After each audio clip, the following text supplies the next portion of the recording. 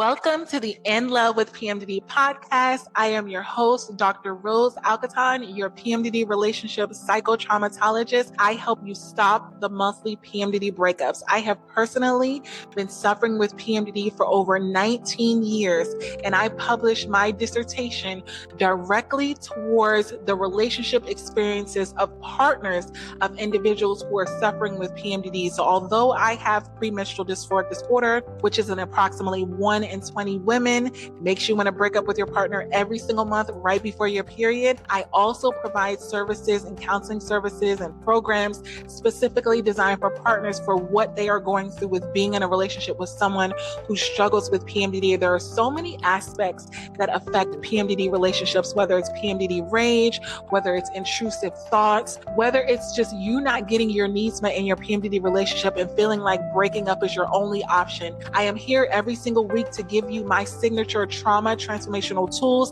that are going to help you and your PMDD partner to get through all of the stress that is going on in your PMDD relationship. And if this is something that you know that you need help with, then you need to join the PMDD Power Couples Group Counseling Membership. This is when we meet every single week. We go over what is specifically going on in your PMDD relationship, and you'll get a chance to get my customized PMDD counseling transformational tools.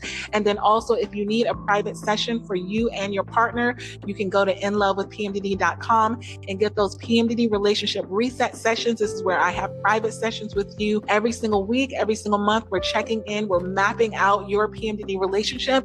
So let's get into today's episode.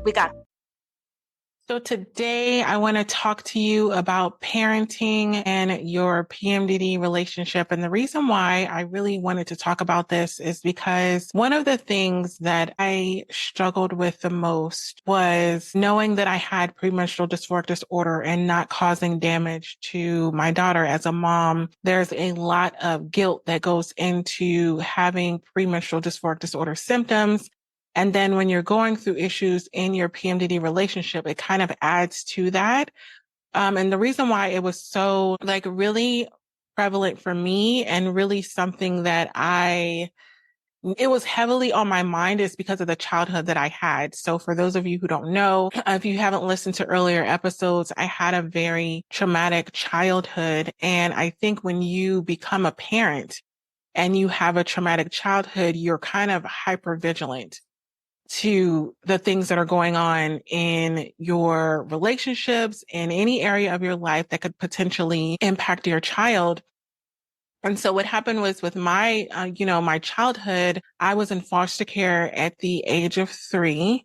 And then I was finally adopted at the age of 5. But in my adopted home, there was a lot of verbal and physical abuse. And I know there's this big study that's going on. And by study, I mean this kind of thing where people are thinking that the reason that you developed premenstrual dysphoric disorder or PMDD is because you had childhood trauma. And those of you who haven't heard earlier, that's what I was going to, get my dissertation and get my doctorate in childhood trauma, because I do notice that a lot of my clients do have childhood trauma, but I cannot confirm nor deny that that is the cause of premenstrual dysphoric disorder, because I also have clients that don't have childhood trauma and they still have PMDD. But I know for those that do, because you have had a traumatic childhood and because a lot of your trauma from your childhood comes up in your relationship, when you have a child, you kind of get to that point where you don't want to inflict that kind of damage on your child. So you become hypervigilant. I know for me,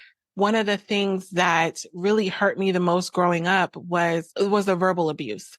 And so when I got into relationships and I was in my luteal phase and I was suffering with my PMDD symptoms, I was very mindful of my daughter seeing me experience any kind of verbal abuse. Not that I would ever be at the place where I would verbally abuse her, because that's not a struggle that I have, but I know I have a lot of clients that have gone down that road too, where it's kind of been like, they're in their luteal phase and it's really overwhelming. And just like they would go off on their partner, they go off on their child. And then there's a lot of guilt with that. And you have to live with that, because I know for me, a lot of things that happened in my childhood didn't come out until I was older. It took me getting older for me to really see the damage that was done. And I think that was one of my fears, was like, oh my goodness, maybe my child is not telling me right now, but when they grow up, they're going to be struggling with this issue because of something that they have seen in their childhood. And I know for me, I just want to be really honest, being married 2 times, when I originally had a child, I got married really early. So I got married at the age of 22. No. I got married at 21. I got pregnant at 22. I always knew very early on that I wanted to be a mom, that I wanted to be a wife, that I wanted to have a family. And I don't believe I experienced any premenstrual dysphoric disorder symptoms before my daughter. So when I got into my marriage, that wasn't an issue. That wasn't a thing that we dealt with. And then when I got pregnant, I was so nice and loving. I remember one of my best friends, she said, because she met me when I was pregnant. She didn't meet me before I was pregnant. She met me actually when I was pregnant, because she started dating one of my friends. And she was like, you were just so nice and so calm. And all of these things would go on around you, but like nothing could faze you. And that just reminded me of how pregnancy is. When you are pregnant, you don't experience any PMDD symptoms. You're the best version of yourself. And yes, you have, pregnancy symptoms and everything like that, but you're kind of like the best version of yourself. And so I have a lot of clients who, was like suffering in PMDD, like deeply suffering in PMDD. And then they got pregnant and they had this break of like the 9 months where they didn't have PMDD symptoms. And like I said, yes, they had, pregnancy symptoms and everything like that, but they just experienced this break of having this mental turmoil. And I just remember being pregnant, and I was so loving. I was so open. And I know that I experienced PMDD after I had my daughter. That's when I originally got it. But it was like, it was almost like a buildup. And I don't know if it was an age thing where it was kind of like revving up, because I do think that as I've gotten older, I'm now 39, that I do believe the symptoms do intensify as you get older, especially in perimenopause. Like that's a whole nother episode. But I just remember wanting to have the most calm pregnancy. Like as soon as I found out that I was pregnant, I wanted to protect my child at all cost. That was my biggest focus, meaning protect her from any kind of traumatic experiences, because I know what it felt like. When I was growing up in foster care and in my adopted home where I was verbally and physically abused, my place was I would lock myself in the bathroom and I would cry, and I would put my feet, I would like sit on the corner of the sink. And I remember this because I went back to my childhood home and I was like, how did I ever fit in that sink? But I would sit at the side of the sink, put my feet inside, and I would look at myself in the mirror and I would say, like, what's wrong with me? What is so wrong with me that my parents don't love me? Pretty much my biological parents, I didn't feel love from them.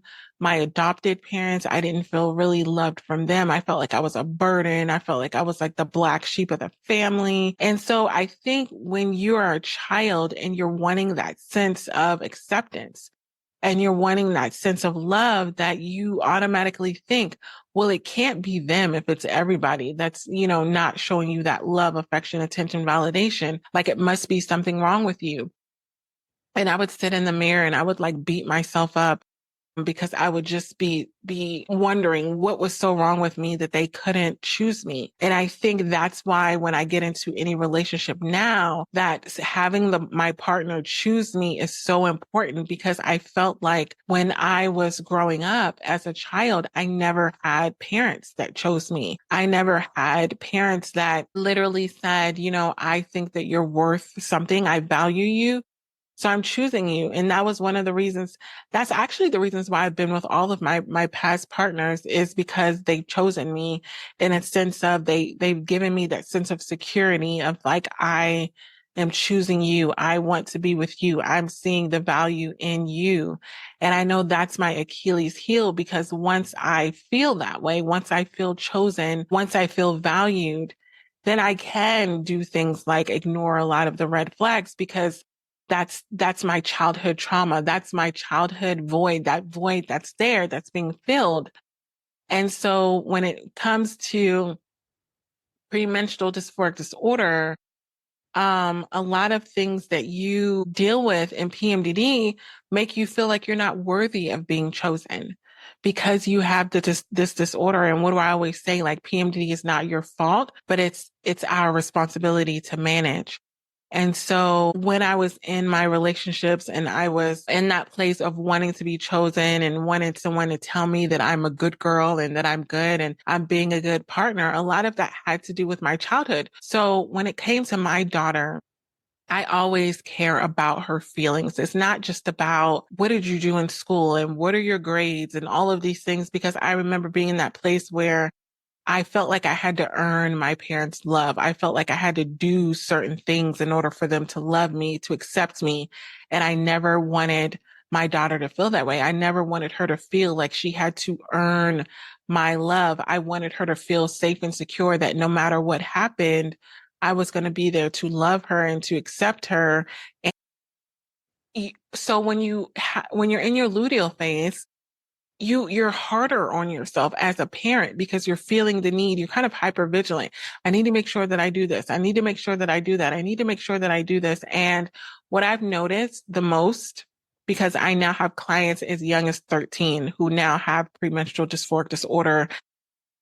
And I can say this, I'm pretty sure my daughter doesn't mind me sharing, but she got her cycle at 9 years old. And I remember thinking to myself, like, once she had her cycle, like, oh my gosh, that means she could have PMDD, because as soon as you have a cycle, it opens the door for you to have premenstrual dysphoric disorder. And for me, I just felt like that's so young. Like, that is so young to be dealing with the level of suffering that, I had, because I know for me, I didn't have it until after I had her, which was 22. I was 22 years old. And so the biggest thing for me has been making sure that she feels seen, heard, and validated in all of the things that she's going through on her journey. But I know that I have a lot of private clients that when they are in their luteal phase and they go off and their child sees, when their child sees the trauma of what's going on with the PMDD fights, it does impact them. Because when I have private sessions with children, some of them have PMDD and some of them don't. So what I mean is I have clients of individuals where the mom has PMDD or the partner has PMDD and the child does not, but they're impacted by seeing all of the things that are going on in the PMDD relationship. And so I wanted to just let you know today how PMDD relationship struggles impacts your children, how it impacts what's going on with them. Because I know for me, even if I wasn't going to get help for myself and my relationship, I would 100% get help for my child if I felt like they were going to be impacted by PMDD. But I also know there's some children that you don't really understand that they're going to be impacted until later on. Like, because I know a lot of my private clients where the child is like, I don't want to say anything because I don't want my mom to feel bad, or I don't want to say anything because I don't want them to feel any type of way. So they're not really being open and honest about how they're feeling because they're trying to be the good girl. They're trying to be the good boy. And they really don't want to bring up anything that they've seen that is really causing them to suffer, because there's a level of fear there. When your child is seeing you go off on PMDD rage, or they're seeing you fight and argue with their parent, there's a lot of fear. And so I'm going to go over some ways that the PMDD relationship issues that you have can really impact your children and your role as a parent. So what I want to just preface is that this episode is not about shaming you for having PMDD and ways that you maybe gone off on PMDD rage or fights that you've had, because we've been there. We've all been there where we've said and done things that we wish that maybe our child hadn't heard, because you're so in the moment that you almost forget that they're there a lot of times. And I've been there before where I'm so immersed in an argument. I'm so thinking about my symptoms. I'm thinking about all these things. And the fact that your child is in the other room, the first thing I want you to know is a lot of times you're like, oh, I don't want to argue why my child is like in the room. If your child is upstairs, if your child is downstairs, if your child is outside, they can hear you. They can sense your energy, number one, and then they can hear you when you're arguing and you're fighting. So I don't want you to feel like you can hide it. I don't want you to feel that just because they're not bringing it up, that they're not impacted, that they're not affected. And I'm not saying this to shame you, but I'm saying this for you to understand the seriousness of when a child is in those formative years, meaning age 0 and until I would say 8, right? They're forming what the norm is in the world. They're forming what relationships are. And then after that, from the ages of 8 to teenage years, they're in that realm of formulating in their mind what kind of life that they're going to live. What is the normality of what's going on? You know, a lot of times when I talk to my daughter and she's telling me about things that are going on with her friends and everything like that. And I'm like, that's because of the household that they've grown up in. And so you have to understand that that becomes ever heard that phrase, nature versus nurture? What that means is there's certain things that you can teach your child, but then there's certain things that they pick up because of their environment. So a lot of the habits that your child is going to have for the rest of their life is going to be based on what they see during those formative years. And this is why I think it's so important to manage your PMDD triggers in your relationship, to really deal with the issues that are going on in your PMDD relationship so that they don't impact your child, because you can heal from a lot of things that are going on in your PMDD relationship, but for your child, that those things are still going to be coming up. I have a client and she's so young, and she was telling me how she would like not come out of her room and she would not want to go and get food from the kitchen because there was so much tension in the house between her mom and her dad because of what was going on in the luteal phase. She didn't say anything. So the parents were very unaware of this. Like, they had her come to me because they knew that there was something wrong. A lot of times it's, oh, my child has issues with school, or, oh, my child has issues with this, but it's not so much about the issues that they're having with these outside entities. If your child is having an issue, a lot of times it's not always about what is really impacting surface level. It's not about their grades. It's not about their friends or, the argument that they have with their friends.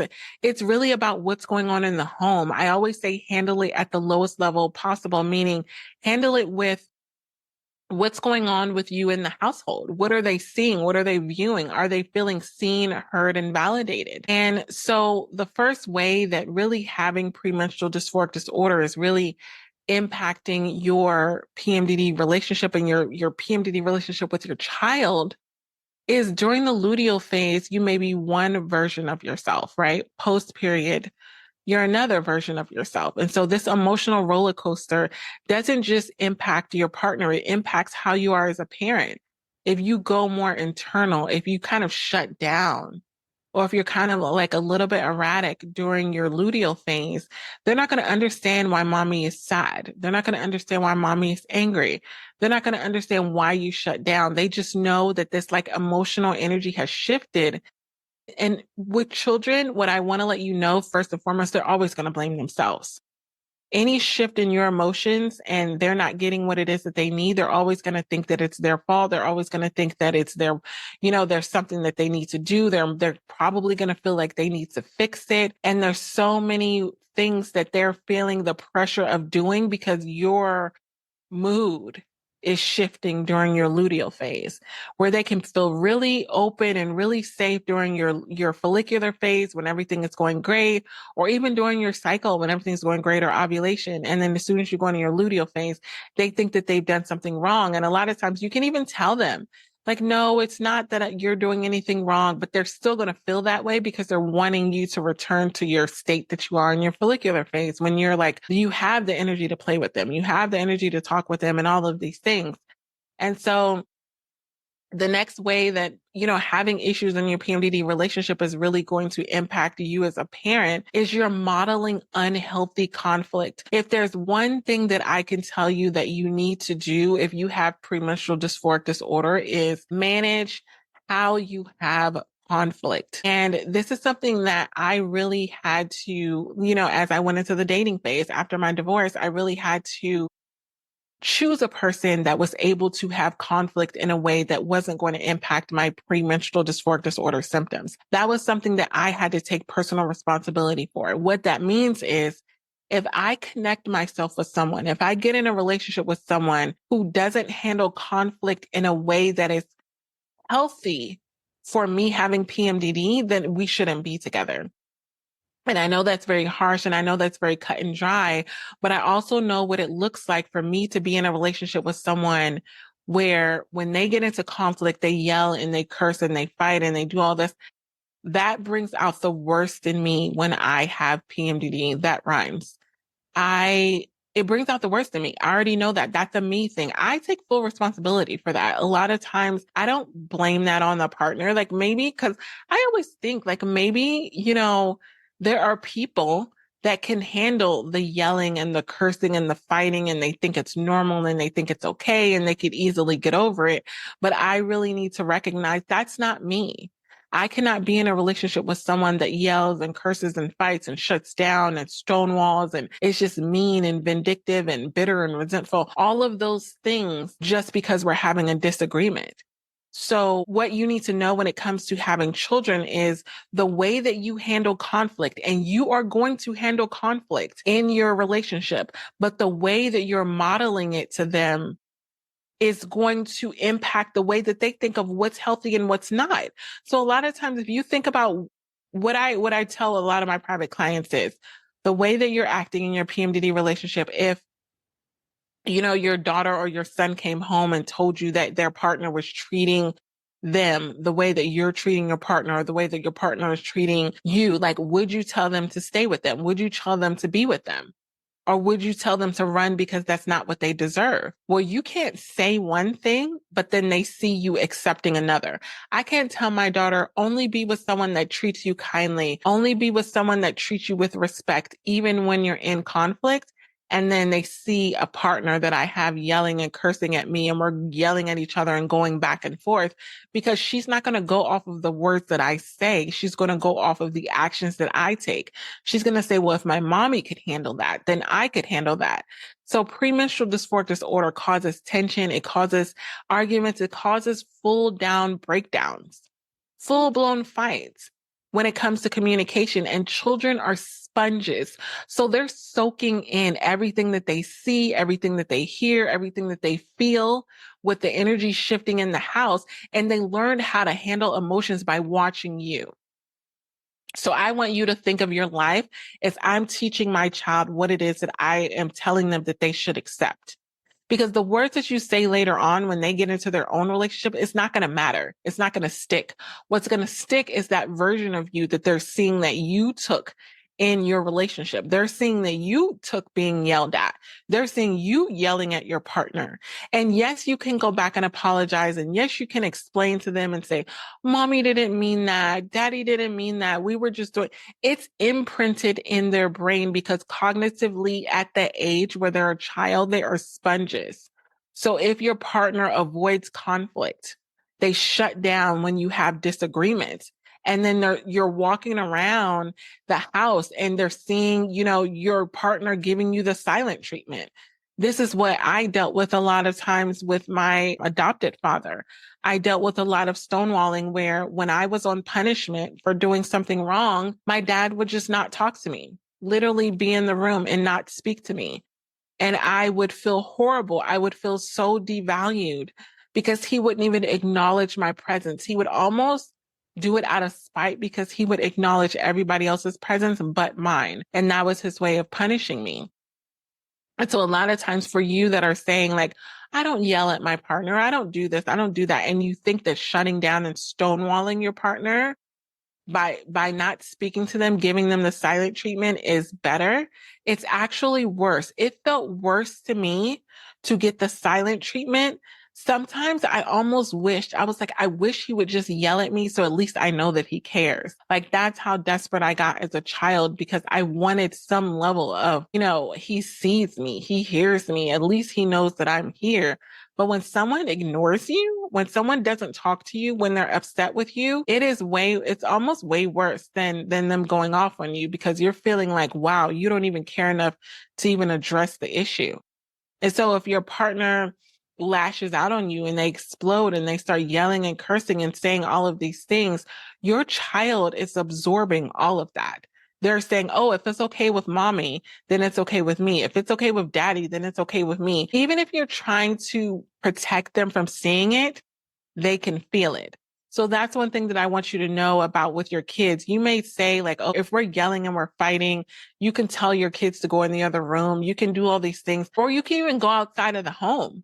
You know, I've had clients where they're like, oh, I'm going to go outside and we'll just talk about whatever's going on. And then we'll come back in the house. When you come back in the house, they're going to feel the vibe change. They're going to feel the energy shift and change, and it's really going to impact them. So the next thing is emotional withdrawal equals emotional neglect.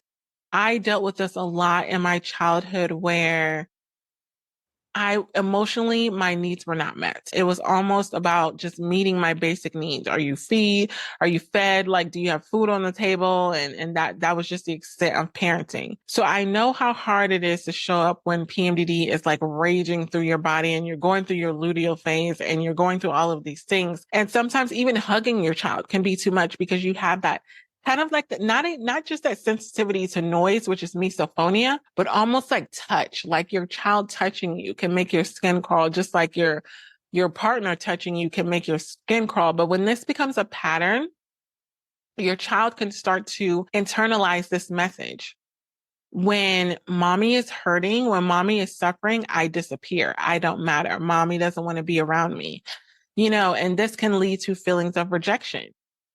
And so when your child is feeling like they're rejected, they're not valued, all of this is just downloading into their psyche, into their cognitive brain. And so I want you to really, when you notice that you're feeling off in your luteal phase and you're suffering with PMDD symptoms, and you're feeling like, oh, I'm going through all of this stuff in my relationship and it's impacting your parenting, that's when I want it to be a red flag for you. I want you to recognize, like, you know what? Like, this is something that I really need to handle because I don't want my child to suffer. And I always say, if you're not going to do it for yourself, if you're not going to do it for your partner, at least do it for your child. And then the next thing is parentific. This word is so hard. Parentification. And what this means is when your child becomes a caregiver, when your child starts taking care of you because they're seeing the stress that is going on in your PMDD relationship. When there's a lot of stress, when there's a lot of tension in your PMDD relationship, your child may begin to take on adult roles, like they're comforting you, they're distracting the other parent. They just want to keep the peace. I know for my partner, like keeping the peace is or for my child, it's one of the biggest things. She's an Enneagram 9, which means they value safety. They value being in a safe environment, a calm environment. So a lot of times your child can take on that role of what can I do to make this household calm? And so they're taking over that role. They're taking over that responsibility and they're feeling like that's what they need to do. And if they want the childhood, if they want the household to be calm, they need to do something about it. So this may look like maturity on the outside, but it's actually a trauma response. Children need to be children. Kids need to be kids. It is not your job or your child's job to be your counselor, to be your therapist, to listen to you talk about what's going on with the fights that you're having with their parent. And they're not supposed to manage your emotions. And a lot of times they're going to feel like if that's the only way that they can get peace within the home and they feel safe and secure, they're going to do it. And so the next thing that can happen is attachment style disruption. So inconsistency in connection. So in your luteal phase, maybe you're disconnected because you're feeling more internal. And then when you get into your follicular phase, you all have all of this like emotional availability and you're wanting to be all of these things. And then it can lead to an insecure attachment style because there's this push and pull, meaning you get in your luteal phase and you shut down, or you get in your luteal phase and you get irritable, or you get in your luteal phase and you and your partner are arguing. And so your child is feeling the need to kind of like shelter and like, oh, I don't need to be around mommy and daddy because it doesn't feel good. And then when you get in your follicular days, you want to be one big happy family and you're expecting them to just like get on board with it. So it means that as your child gets older, they may start to struggle to trust other people because they don't know if you're going to flip and change at any given moment. it's going to be really hard for them to regulate their emotions because they're never going to feel like it's okay to be safe to experience the emotions that they have, because they're going to be feeling like it's going to consistently change and shift. So having emotional safety in your home while you have premenstrual dysphoric disorder is so important, but not just for you, but for your children. They need to know that there's a safe place where, regardless of what happens in the world, I feel safe at home. That was the one thing that when I thought about how traumatic my childhood was, I would come home. I actually didn't want to come home. There was so much trauma that was going on in my household that I would do all of these after school activities just so I can avoid coming home. I wanted to avoid being in a house where there was fighting, where there was tension, where I was always in trouble, where I didn't know if mommy or daddy were fighting, and they may even, like, there were times where they were just acting nice, but I already knew. Like, as a child, your children are very smart. So you can be pretending like everything's great in the household. They know when things are not good. And so it got into a lot of the next thing, which is the fear-based behavior. So if you notice that when you go into your luteal phase, that your child is being extra good during your PMDD times, they're trying to stay safe. The reason why they may be doing extra things for you or being extra quiet or doing all of these things is because they're trying to make sure that you're happy. They're trying to make sure that you're calm, and they're feeling like they can control that by being a good girl or being a good boy. So when children start to associate your mood with fear, they learn to shapeshift. So when you get into your luteal phase and you get snappy, maybe you don't see your child as much. Maybe they're in their room more, or maybe they're not asking you for things that they would normally ask you for because they're suppressing their needs, they're suppressing their emotions, or even excitement because they don't want to make things worse for you. They don't want to feel like you're going to snap at them. They don't feel safe.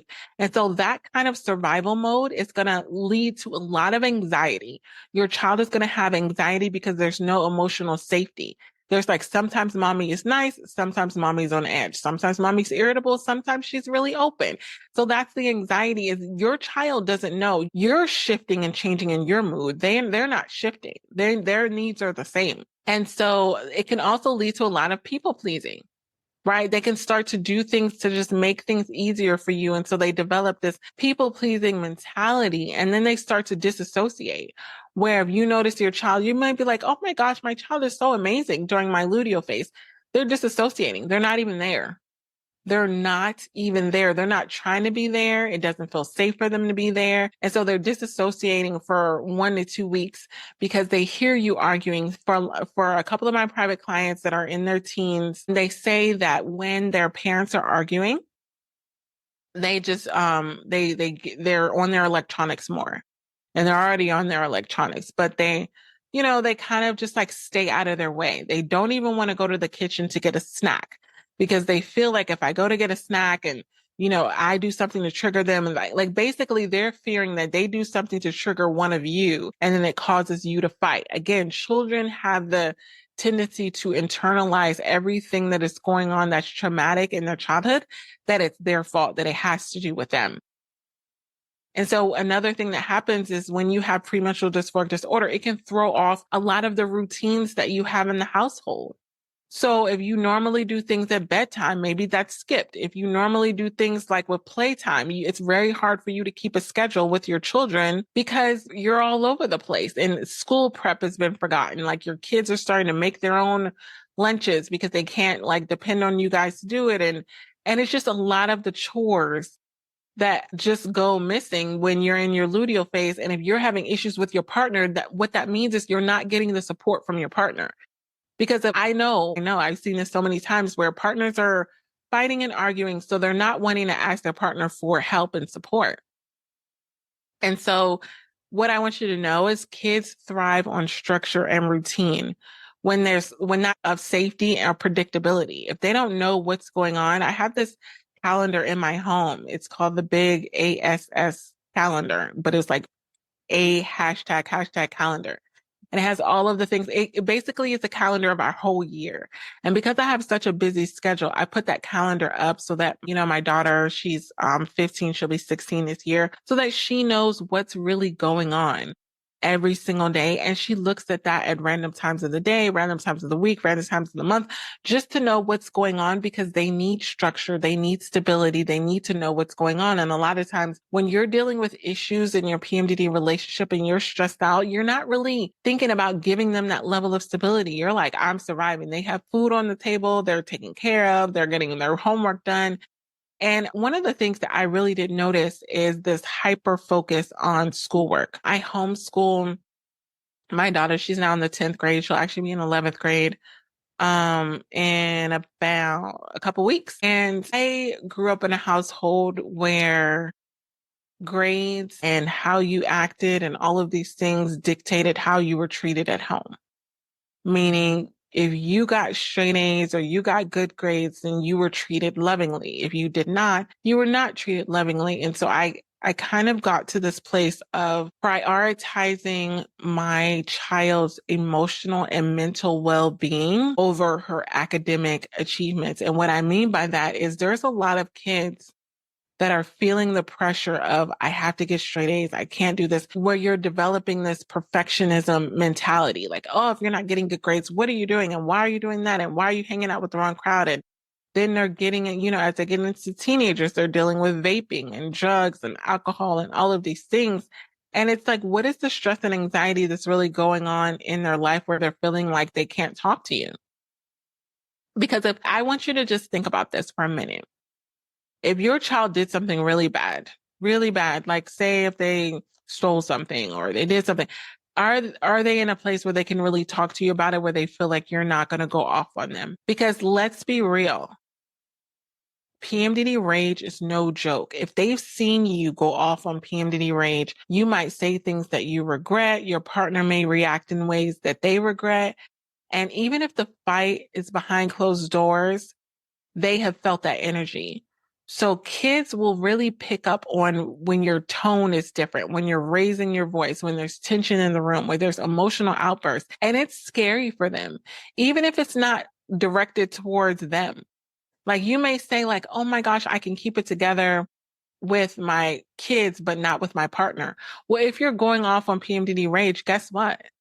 They're feeling the same thing too. And so what you're basically doing is when you're having these issues and you're not really dealing with them in your PMDD relationship, there's this lack of emotional role modeling. One of the greatest gifts that we can give to our children is showing them how to feel. And this is something that I've been very cognizant of as a mom, as having premenstrual dysphoric disorder, as being in relationships. I know in my last relationship, I had so much stress, and part of me actually wanted to hide it. Like I was telling you about earlier, like when you can hide it and you think that it's not bothering them. But instead of hiding it, I was very open with what was going on because I didn't want to gaslight my kid. Like they can feel the energy is off. They know the mood is off. They know the vibe is off. But if I just went there and acted like everything was okay and they felt differently, they felt a shift, then they're going to think it's something wrong with them. Like, how come I can't just pretend like everything's okay? When things were not okay, I talked to my daughter and I told him like, things are not okay. This is what I'm feeling. This is what I'm going through. If PMDD was overwhelming, a lot of times when you're trying to regulate your emotions and PMDD, whatever that looks like, you're not sharing it with your child. They're feeling it, but they're not hearing it from you. So when it comes to emotional role modeling, you need to let them know it's okay to have bad days. It's okay for mommy or daddy or your partner to have times where they're struggling, and just to be really open and honest with them and saying, this is what we're going through. But don't gaslight your child and have them feel the shift of the energy and you not talk about it. Cause then they're going to think it's something wrong with them. They're going to be like, man, everybody else in this house is pretending like everything's great, but something feels off. Tell your child what you're going through in a way that's appropriate for them. Like, we're going through an argument right now and we didn't handle it the best way. If you know that you've gone off PMDD rage and you've had like a big blow up in a fight, please do not ignore that and pretend like it didn't happen, because your child knew it happened. Your child can feel the energy shift. They knows what happened. Do not gaslight your child and make it seem like there's nothing that happened. And I know there's a lot of guilt and a lot of shame, But children are incredibly self-centered. And what I mean by that, this is not in a selfish way, but developmentally.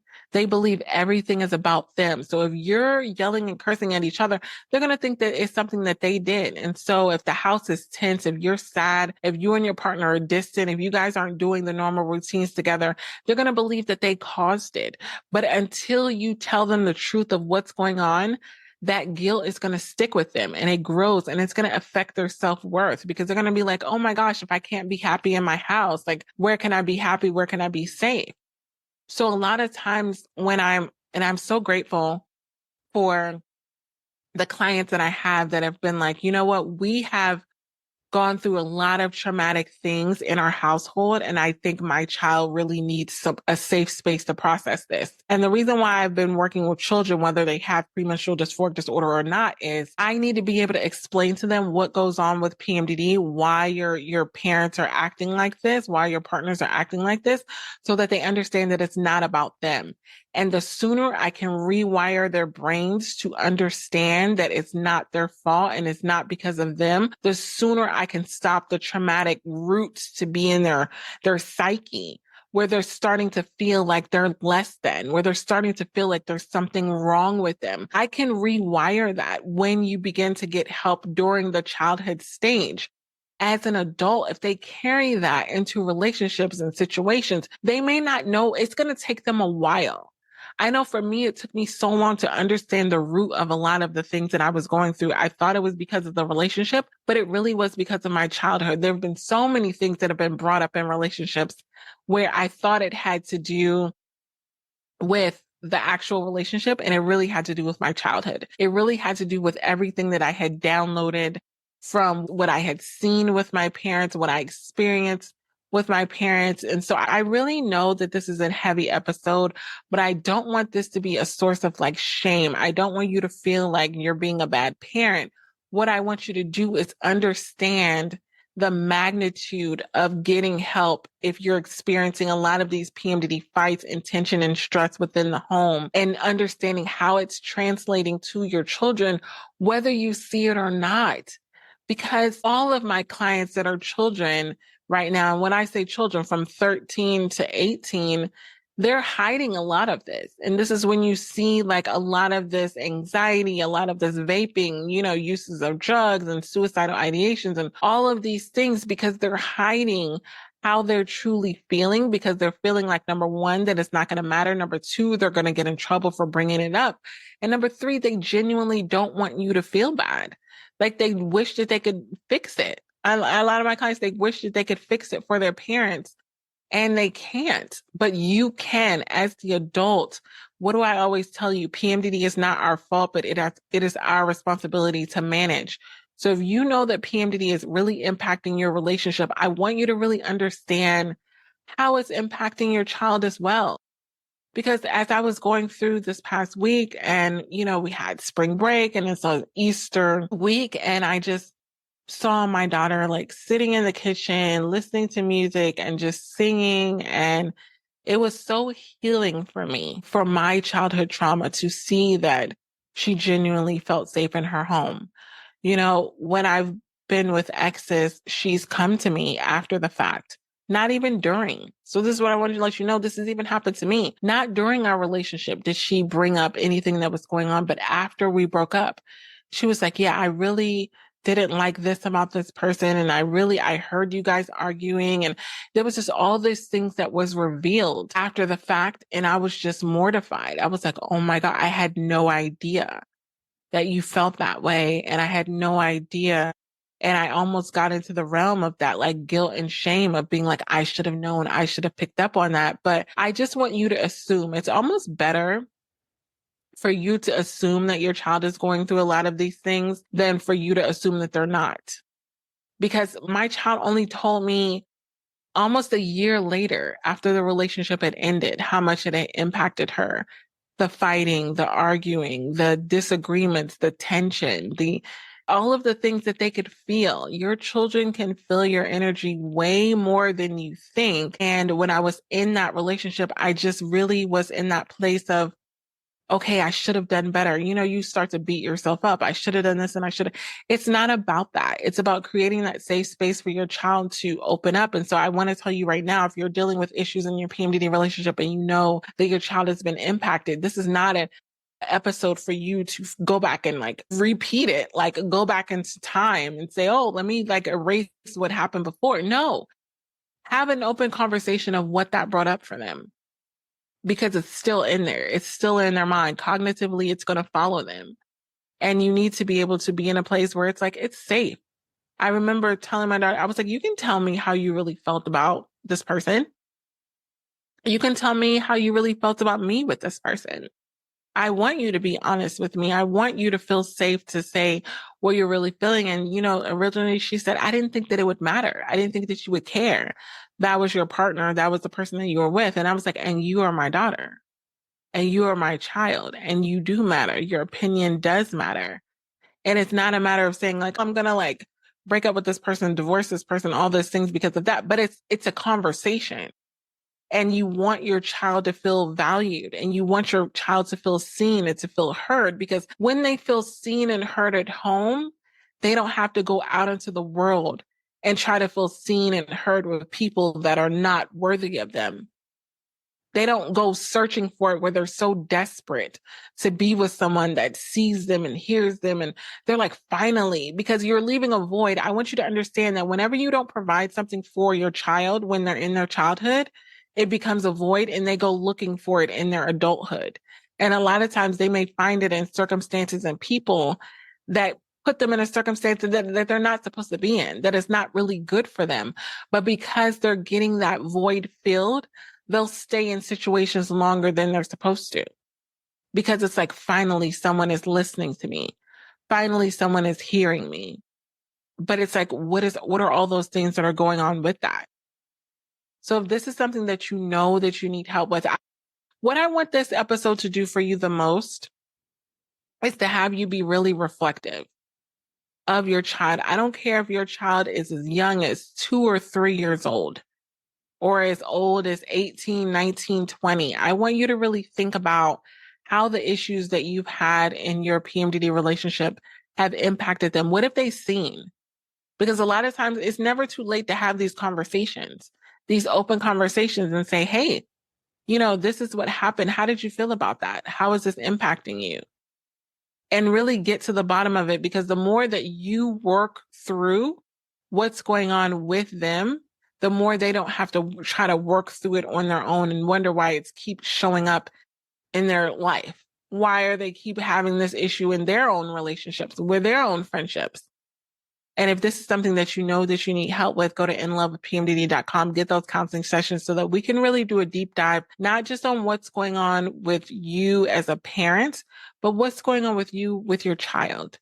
Because when I say in love with PMDD, it's just as important with your relationships of being in love with your child as it is with being in love with your partner. So until next time, we got this. I love you. I hope these tools help you and your PMDD partner. If you have not enrolled to get the course, My Partner Has PMDD, now what? Then you want to make sure that you are one of the first 12 individuals that gets the course for the month of December to get that complimentary private session with me. And then after that, it'll go back to regular price without the private sessions. But what this course is going to do for you is give your partner all of the tools that they need on how to be a supportive PMDD partner. What does that look like? I always say that your partner doesn't need more information. They need more implementation. They need more transformational tools. And this is the program for you. So I'm looking forward to you getting those tools in the program. And until next episode, we got this.